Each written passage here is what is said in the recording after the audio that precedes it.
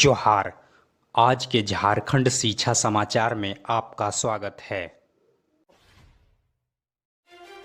आज की पहली खबर के साथ सीबीएसई ने राज्य के सभी मान्यता प्राप्त स्कूलों को नोटिस जारी कर दोबारा परीक्षा का आयोजन करने का निर्देश दिया है।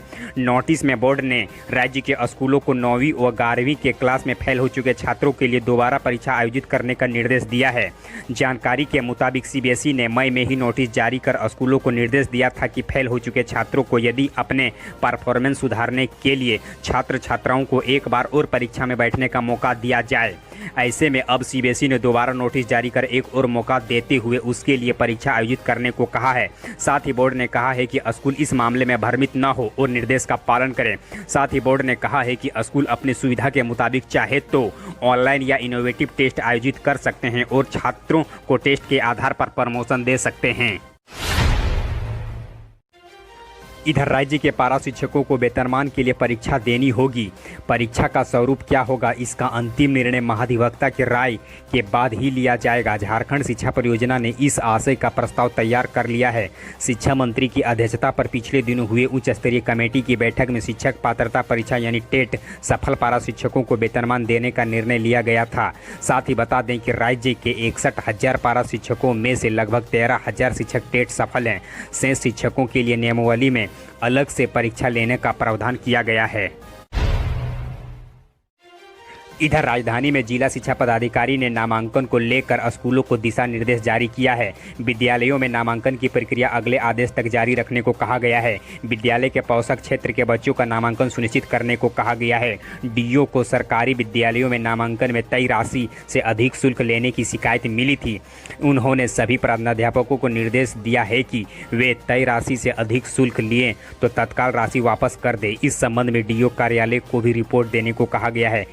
अध्यापकों को नामांकन मद में ली गई राशि रसीद के साथ 24 घंटे में जानकारी देने को कहा गया है। रिपोर्ट नहीं देने वाले प्रार्थना अध्यापकों पर कार्रवाई की जाएगी। डीओ कार्यालय के द्वारा जारी पत्र में कहा गया है कि लॉकडाउन के कारण अभिभावकों की आर्थिक स्थिति को ध्यान में रखते हुए शुल्क किस्त में भी लिया जा सकता है। इधर केंद्रीय मानव संसाधन विकास मंत्रालय ने कोविड-19 की तेजी से बढ़ते हुए मामले के मद्देनजर में शुक्रवार को मेडिकल व इंजीनियरिंग की प्रवेश परीक्षाएं नीट व जेईई की तारीख अगले 2 माह तक बढ़ा दी है। मानव संसाधन विकास मंत्री रमेश पोखरियाल ने कहा कि छात्रों की सुरक्षा और शिक्षा की गुणवत्ता को ध्यान में रखते हुए हमने जेईई और नीट की परीक्षा स्थगित करने का फैसला लिया है। साथ ही उन्होंने इस संबंध में कहा कि निर्णय गुरुवार को उनके द्वारा गठित विशेषज्ञों के पैनल के द्वारा ली गई सिफारिश के आधार पर लिया गया है। घोषणा के मुताबिक अब जेईई मेंस की परीक्षा अब 1 से 6 सितंबर के बीच होगी, जबकि जेईई एडवांस की परीक्षा 27 सितंबर को आयोजित होगी। उसी प्रकार से नीट अब 13 सितंबर को ली जाएगी।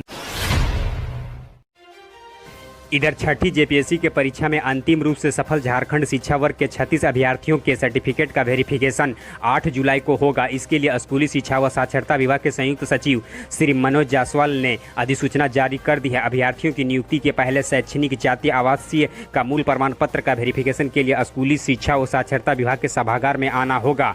1 से 18 क्रम वाले अभ्यर्थियों की पहली पाली 11 बजे से 2 बजे तक प्रमाण पत्रों का सत्यापन होगा, जबकि 19 से 36 क्रम वाले अभ्यर्थियों के दोपहर 3 बजे से शाम 6 बजे तक सर्टिफिकेट का सत्यापन किया जाएगा। साथ ही बता दें कि अभ्यर्थियों को इसके साथ में एक शपथ पत्र भी भरना होगा। इधर झारखंड शिक्षा परियोजना परिषद ने सरकारी स्कूल के सभी शिक्षक शिक्षिकाओं के लिए 15 जुलाई तक 2 सर्टिफिकेट लेने को अनिवार्य कर दिया है। सभी डीओ डीएससी को पत्र में उमा शंकर सिंह ने कहा कि कोविड-19 व विद्यालय स्वच्छता पर शिक्षकों के लिए ऑनलाइन प्रशिक्षण का आयोजन यूनिसेफ व administrative staff training college of India Hyderabad की ओर से लिया गया है। यह प्रशिक्षण स्वच्छ विद्यालय व स्वस्थ बच्चे मोबाइल ऐप से दिया गया है। इसमें कोविड-19 से जुड़ी जरूरी जानकारी, महामारी के लक्षण व रोकथाम के उपाय बताते जाते हैं। प्रशिक्षण के बाद सभी को ऑनलाइन सर्टिफिकेट भी दिए जाते हैं। 15 जुलाई तक कोविड-19 रिस्पांस व वास इन स्कूल्स के सर्टिफिकेट लेने अनिवार्य हैं। अब तक कोविड-19 के 29% और वास इन स्कूल्स के 18% शिक्षकों ने ही प्रशिक्षण लिया है, जो कि संतोषजनक नहीं है। इधर राज्य के 65,000 पारा शिक्षकों को पिछले 3 महीने से मानदेय नहीं मिल रहा है।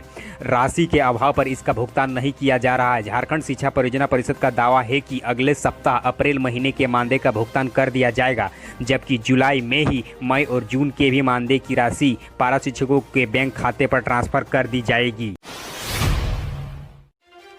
इधर धनबाद जिले के कोचिंग सेंटर के संचालक और युवा संगठन ने शुक्रवार को शहर के धर्मशाला रोड में झारखंड के मुख्यमंत्री हेमंत सोरेन का पुतला दहन किया। कोचिंग सेंटर के संचालकों ने कहा कि लॉकडाउन से लेकर अब तक कोचिंग संस्थान बंद पड़े हुए हैं। सरकार ने अब तक अनुमति नहीं दी है। इस कारण से शिक्षक और शिक्षकेतर कर्मियों की आर्थिक हालात खराब होती जा रही है। मकान भाड़ा, बिजली बिल आदि खर्च का वहन करना मुश्किल हो गया है। साथ ही उन्होंने सरकार के इस रवैये का घोर विरोध प्रदर्शन किया। इधर राज्य में लॉकडाउन के बाद एक तरफ अभिभावक जहां बच्चों की पढ़ाई को लेकर परेशान है, वहीं दूसरी तरफ सरकारी स्कूल के नामांकन रजिस्टर अभी तक खाली हैं। शिक्षा विभाग की ओर से राज्य के सभी जिलों के स्कूलों में 1 जून से ही नामांकन की प्रक्रिया शुरू कर दी गई है। कार्यालय खुल रहे हैं और हर रोज 2 शिक्षक स्कूल भी आ रहे हैं, लेकिन बच्चों के नामांकन के लिए स्कूल नहीं पहुँच पा रहे हैं। स्थिति यह है कि 1 महीने के बाद भी अभी तक राज्य के विभिन्न स्कूलों में मात्र 18 से 20% बच्चों के ही नामांकन हो पाया है। इधर झारखंड अभिभावक संघ की ओर से शुक्रवार को रांची मोरहाबादी स्थित गांधी मैदान के स्थल पर 11 से 2 बजे तक अनशन करते हुए धरना दिया गया। अभिभावक संघ ने केंद्र और राज्य सरकार के समक्ष मांगे रखी। अध्यक्ष अजय राय ने कहा कि पिछले 4 महीने से निजी स्कूलों में कोई सुविधा अभिभावकों के द्वारा नहीं ली गई है, जैसे क्लासरूम, स्टडी लैब, ग्राउंड, बिजली आदि। साथ ही उन्होंने यह भी कहा कि online class distance learning education जैसी होती है, जिसकी खर्च बहुत कम होती है।